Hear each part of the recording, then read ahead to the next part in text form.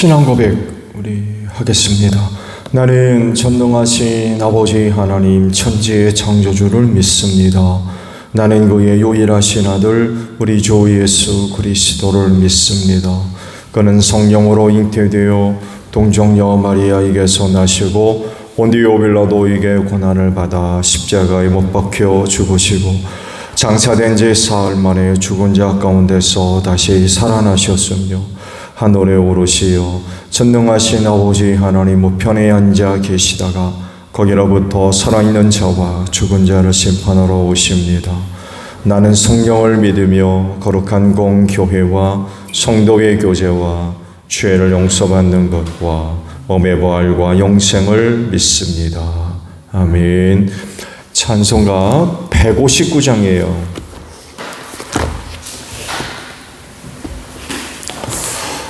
찬송가 159장입니다.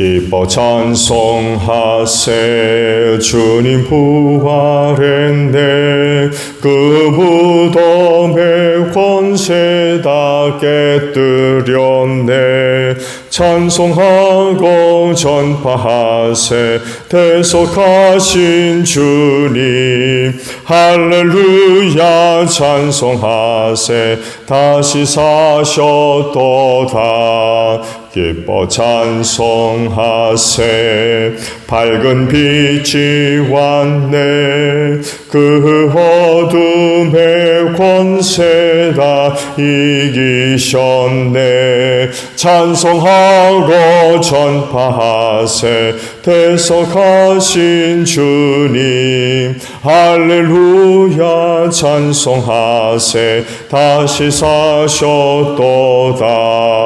기뻐 찬송하세 주님 피를 흘려 그 속량할 값을 다 치르셨네 찬송하고 전파하세 대속하신 주님 할렐루야 찬송하세 다시 사셨도다 기뻐 찬송하세 죄를 사했으니 그 속죄 하늘에 다 찬송하세 찬송하고 전파하세 대속하신 주님 할렐루야 찬송하세 다시 사셨도다. 사도행전 2장 22절에서 36절까지 보겠습니다. 이스라엘 동포 여러분, 이 말을 들으십시오. 여러분이 아시는 바와 같이 나사렛 예수는 하나님께서 기적과 놀라운 일과 표징으로 여러분에게 증명해 보이신 분입니다. 하나님께서는 그를 통하여 여러분 가운데서 이 모든 일을 행하셨습니다. 이 예수께서 버림을 받으신 것은 하나님이 정하신 계획을 따라 미리 알고 계신 대로 된 일이지만 여러분은 그를 무법자들의 손을 빌어서 십자가에 못 박아 죽였습니다. 그러나 하나님께서는 그를 죽음의 고통에서 풀어서 살리셨습니다. 그가 죽음의 세력에 사로잡혀 있는 것은 있을 수 없는 일이기 때문입니다. 다윗이 그를 가리켜 말하기를 나는 늘 내 앞에 계신 주님을 보았다. 나를 흔들리지 않게 하시려고 주님께서 내 오른쪽에 계시기 때문이다. 그러므로 내 마음은 기쁘고 내 혀는 즐거워하였다. 내 육체도 소망 속에 살 것이다. 주님께서 내 영혼을 지옥에 버리지 않으시며 주님의 거룩한 분을 썩지 않게 하실 것이다. 주님께서 나에게 생명의 길을 알려주셨으니 주님 앞에서 나에게 기쁨을 가득 채워주실 것이다 하였습니다. 동포 여러분, 나는 조상 다윗에 대하여 자신있게 말씀드릴 수 있습니다. 그는 죽어서 묻혔고 그 죽음이 이날까지 우리 가운데 남아 있습니다. 그는 예언자이므로 그의 후손 가운데 한 사람을 그의 왕좌에 앉히시겠다고 하나님이 맹세하신 것을 알고 있었습니다. 그래서 그는 그리스도의 부활을 미리 내다보고 말하기를 그리스도는 지옥에 버려지지 않았고 그의 육체는 썩지 않았다 하였습니다. 이 예수를 하나님께서 살리셨습니다. 우리는 모두 이 일의 증인입니다. 하나님께서는 예수를 높이 올리셔서 자기의 오른쪽에 앉히셨습니다. 그는 아버지로부터 약속하신 성령을 받아서 우리에게 부어주셨습니다. 여러분은 지금 이 일을 보기도 하고 듣기도 하고 있는 것입니다. 다윗은 하늘에 올라가지 못하였으나 그는 이렇게 말하였습니다. 주님께서 내 주님께 말씀하시기를 내가 내 원수를 내 발 아래 굴복시키기까지 너는 내 오른쪽에 앉아 있어라 하셨습니다. 그러므로 이스라엘 온 집안은 확실히 알아두십시오. 하나님께서는 여러분이 십자가에 못 박은 이 예수를 주님과 그리스도가 되게 하셨습니다. 아멘. 오늘은요, 방금 보신 36절의 말씀을 함께 나누려고 그래요. 그러므로 이스라엘 온 집안은 확실히 알아두십시오. 하나님께서는 여러분이 십자가에 못 박은 이 예수를 주님과 그리스도가 되게 하셨습니다. 라는 말씀입니다. 당시 유대교 입장에서 볼 때에 예수님은 이단의 괴수였습니다. 이유는 자기가 하나님과 하나다. 이런 이야기를 했기 때문에 그렇습니다. 사람이 어떻게 하나님과 하나입니까? 또 사람인 하나님은 유대교 입장에서는 이건 상상할 수 없는 일이죠. 성육신 되신 하나님을 믿을 수가 없는 거예요. 이건 유대교 입장에서 볼 때 신성모독이죠. 사람이 어떻게 신이란 말입니까?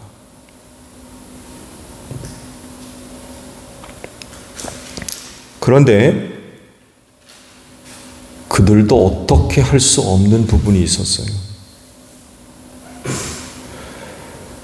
표징 때문에 그래요.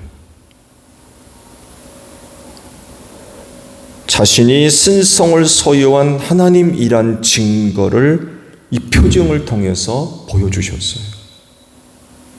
이건 그들이 어떻게 할 수 없었어요.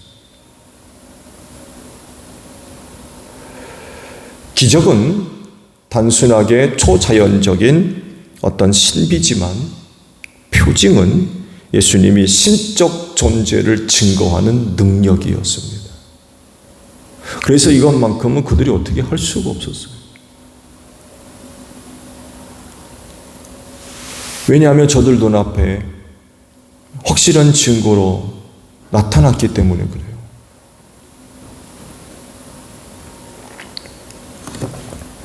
근데 안타까운 거는 이런 표징을 보고도 예수를 믿지를 않았습니다. 오히려 그런 예수를 십자가에 못 박아 죽였죠. 유대교 입장에서는 예수가 그렇게 죽음으로 인하여서 예수 문제는 일단락됐어요. 죽었으니까 끝났잖아요. 그렇죠? 아무리 문제가 많아도 죽으면 뭐 그건 끝이에요. 그런데 얼마 뒤에 심각한 문제가 발생하게 되죠. 예수가 부활했다는 거. 말씀드린 대로 죽음으로써 이단 괴수 문제는 끝이 났는데 그가 부활하심으로써 이전보다 더 심각한 일이 발생하게 된 거죠. 그건 다른 것이 아니라 이 부활이 예수님을 주와 그리스도가 되는 결정적인 역할을 했기 때문에 그렇습니다. 좋은 예를 바울이 보여주죠. 유대교의 앞잡이로서 교회와 성도들을 얼마나 핍박하고 돌아다녔는지 몰라요. 그러다가 다마스쿠스로 가는 길에 예수의 음성을 듣죠. 그곳에 사는 그리스도인들을 잡으려 가다가 하늘로부터 음성을 듣지 않습니까? 사울아 사울아 내가 어찌해서 나를 핍박하느냐. 누구십니까? 나는 내가 핍박하는 예수다.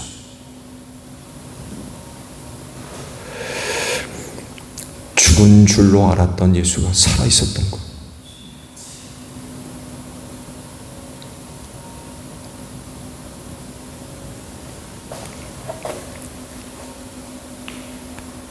이렇게 되면서 완전히 딴 사람이 됐죠.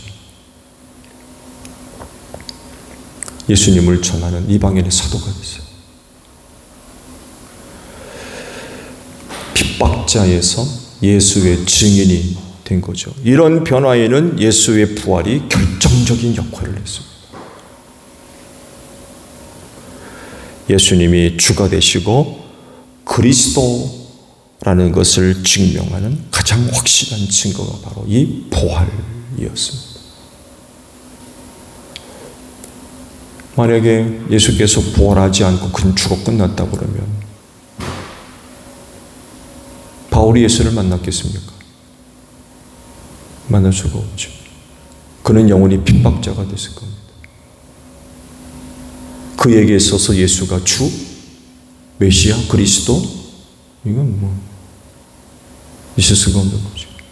그렇지만 예수가 누군가에게 주가 되고 누군가에게 메시아 곧 그리스도가 되었다는 것, 그건 바로 부활 때문에 그래요. 살아나셨다는 거죠. 예수의 동생들도 마찬가지죠. 얼마 전에 말씀을 봤습니다만 해도 처음에 그들은 예수를 믿지 않았습니다.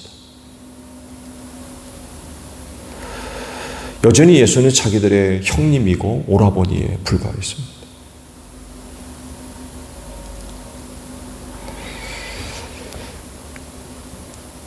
다른 가능성은 뭐 전혀 없었던 거죠. 오히려 예수에 대한 반감이 굉장히 컸을지도 몰라요. 왜냐하면 집안의 장자로서의 역할을 하지 않거든요.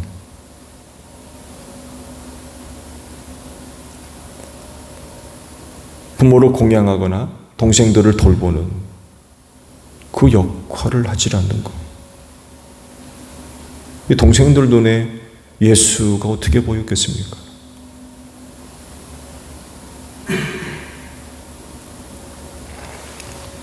그런데 그들에게도 엄청난 그런 그 변화가 나타나죠.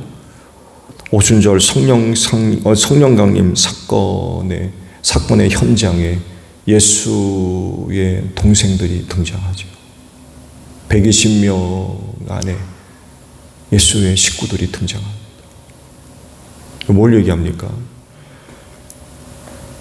예수가 그들에게 오빠가 아니라, 형님이 아니라 주가 되셨어요. 그리스도, 메시아가 되셨던 거죠. 언제부터? 부활 때문에 그래요. 부활. 부활 사건을 경험하고 나니까 예수가 자기들한테 형이거나 오라버니가 될 수가 없었던 거죠. 그들에게 주가 되셨고 그리스도가 되셨던 겁니다. 그래서 말씀을 드린 대로 부활 사건은 예수님의 주 되심과 또 그리스도이심을 증거하는 확실한 그런 증거입니다. 오늘 주신 말씀들은 베드로 사도가 긴 설교를 통해서 당시 유대인들에게 예수님에 관하여서 일러주는, 설명해주는 그런 내용들이죠. 여기서 그는 예수님의 부활에 대해서 자주 언급을 합니다. 왜냐하면 부활이야말로 가장 확실한 증명 자료였기 때문에 그래요.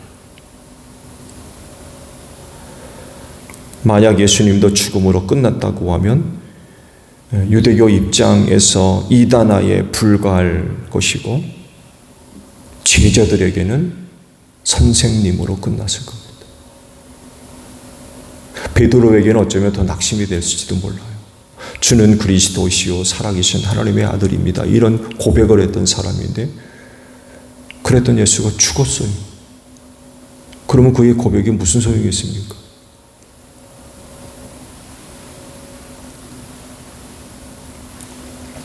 근데 부활하심으로써 주가 되셨던 거죠.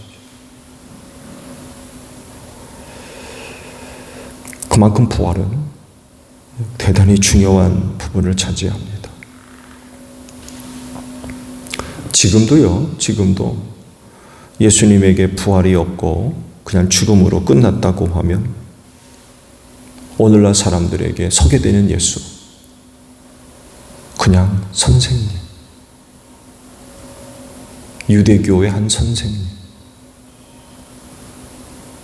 이 정도에 불과했을 겁니다.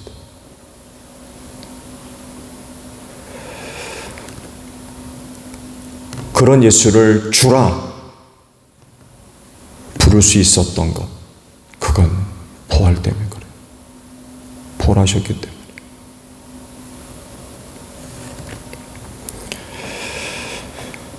예수님과 관련된 사건 가운데 빼놓을 수 없는 것이 바로 이 부활이죠. 부활이야말로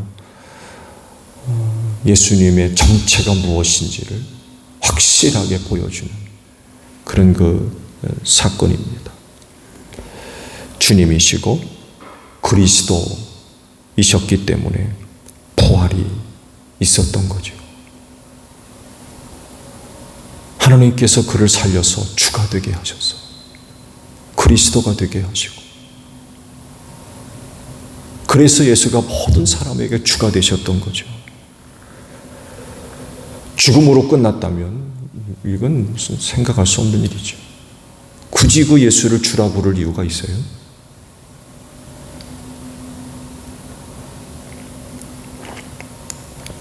근데 참 또 놀라운 건 이 부활에 그리스도인이 참여할 것이라고 하는 사실입니다. 그러니까 예수만 부활한 것으로 끝난 게 아니라 그를 믿는 자들도 그 부활에 참여할 것이라고 약속이 되어 있다는 것입니다. 그래서 그 부활을 통해서 천국 백성이 되고 또 하나님의 자녀가 되는 거죠. 만약에 부활이 없다고 하면 우리의 믿음 헛되죠. 이렇게 힘들게 예수 믿을 필요가 어디 있어요? 세상에 다른 종교가 얼마나 많이 있습니까? 그럼에도 불구하고 예수를 믿고 교회를 다니는 그런 이유, 부활 때문에 그래요. 그 부활에 참여할 수 있다는 것 때문에.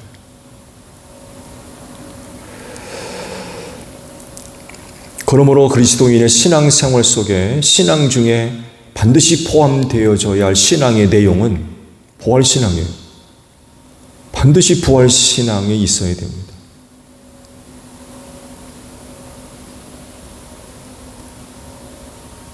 죽을 수밖에 없지만 하나님께서 그렇게 죽은 나를 다시 살려낼 것이라고 이 부활신앙. 그 신앙의 내용 중에 반드시 이 부활신앙이 포함되어져 있어야 돼요. 한번 짧은 시간이지만 여러분이 갖고 있는 신앙의 내용 가운데 부활이 있습니까?